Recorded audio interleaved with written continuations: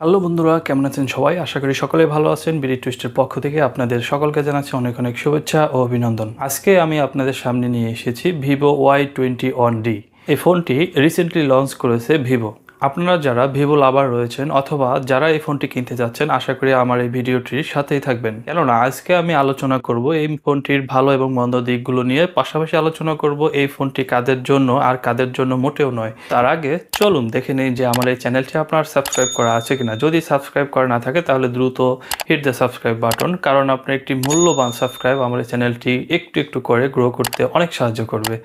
আমরা প্রথমে আসলে এই ফোনটির কি ভালো দিক রয়েছে, কি খারাপ দিক রয়েছে সেগুলো নিয়ে আলোচনা করব, যাতে আপনারা যারা এই ফোনটা কিনতে চাচ্ছেন তাদের জন্য একটু সুবিধা হয় ডিসিশন মেকিং এর ক্ষেত্রে। ভালো ভালো দিকগুলোর মধ্যে প্রথমে আমার কাছে যে দিকটি সবচেয়ে ভালো লেগেছে সেটা হচ্ছে আইপি রেটিং। এটিকে কিন্তু দেওয়া হয়েছে IP68 এবং 69+ আইপি রেটিং, যার কারণে কিন্তু আপনি পানির নিচেও ফোনটি দিয়ে ছবি তুলতে পারবেন, যেটা 20,000 রেঞ্জের ফোনের জন্য অবশ্যই একটি ভালো বিষয়।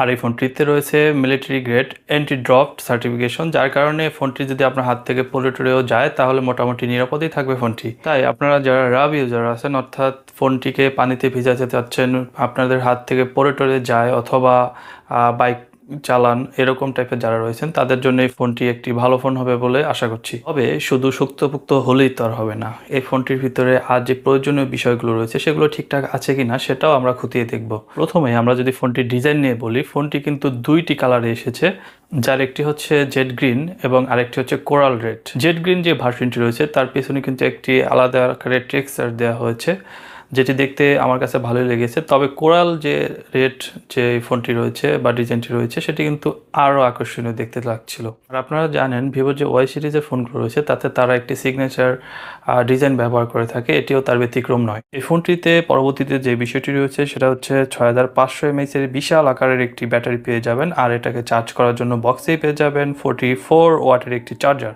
এই ফোনটি বিল্ড করতে তারা ব্যবহার করা হয়েছে কম্পোজিট প্লাস্টিক শিট। এই ফোনটির ফিঙ্গারপ্রিন্ট কিন্তু সাইড মাউন্টেড, আর ফোনটির নিচের দিকে রয়েছে speaker grill, USB type C port এবং প্রাইমারি মাইক্রোফোন। তবে এই ফোনটির একটি ইউনিক বিষয় আমার চোখে পড়েছে, সেটা হচ্ছে গিয়ে নয়েজ ক্যান্সেলেশন সেকেন্ডারি যে মাইকটি রয়েছে সেটা কিন্তু তারা ক্যামেরার নিচের দিকে এখানে বিল্ড করেছে। তবে এই ফোনটিতে কিন্তু কোনো 3.5 mm যে হেডফোন জ্যাক পোর্টটি রয়েছে সেটি ব্যবহার করা হয়নি, কিন্তু ফোনটির যে পরিমাণের মোটা সেক্ষেত্রে এটি ব্যবহার করা যেত বলে আমি মনে করছি। এই ফোনটিতে ডিসপ্লে হিসেবে ব্যবহার করেছে 720p একটি ডিসপ্লে, যেটি আমার কাছে এই বাজেটে অর্থাৎ 20,000 টাকার বাজেটে একেবারে বেমানান মনে হয়েছে। যেখানে 20,000 রেঞ্জের নিচে যে ফোনগুলো রয়েছে সেখানেও কিন্তু ফুল এইচডি ডিসপ্লে ব্যবহার করা হচ্ছে। শুধুমাত্র এই ডিসপ্লেটির কারণে এই রেঞ্জের অনেক ফোনগুলো থেকে পিছিয়ে থাকবে এই ফোনটি। এটাতে চিপসেট হিসেবে ব্যবহার করা হয়েছে ইউনিসকের T7225। এটা শুনতে নতুন মনে হলেও এটি টাইগার 612 এর একটি রিব্র্যান্ডেড চিপসেট, কেননা এর সব কিছুই প্রায় সেম। আমরা জানি যে এই চিপসেটটি কিন্তু খুবই এন্ট্রি লেভেলের একটি চিপসেট, যা আমরা অনেক কম দামি যে ডিভাইসগুলো রয়েছে সেগুলোতে দেখতে পাই। তাই আমি মনে করছি যে এই বাজেটে আরেকটু ভালো চিপসেট আমরা আশা করতেই পারি। এই ফোনটিতে স্টোরেজ টাইপ হিসেবে ব্যবহার করা হয়েছে eMMC 5.1, যদিও এই চিপসেটটি UFS 2.2 পর্যন্ত সাপোর্ট করে। এই সময়ে এসে আমরা এই ধরনের স্টোরেজ অবশ্যই আশা করি না। এটি আমার কাছে সত্যি একটি কমতির বিষয় মনে হয়েছে। যারা গেমিং টেমিং করেন তাদের জন্য আমি এই ফোনটি কখনোই রিকমেন্ড করব না। তবে আপনি যদি 2D গেমে অভ্যস্ত হয়ে থাকেন তাহলে টুকটাক গেমিং করতে পারবেন।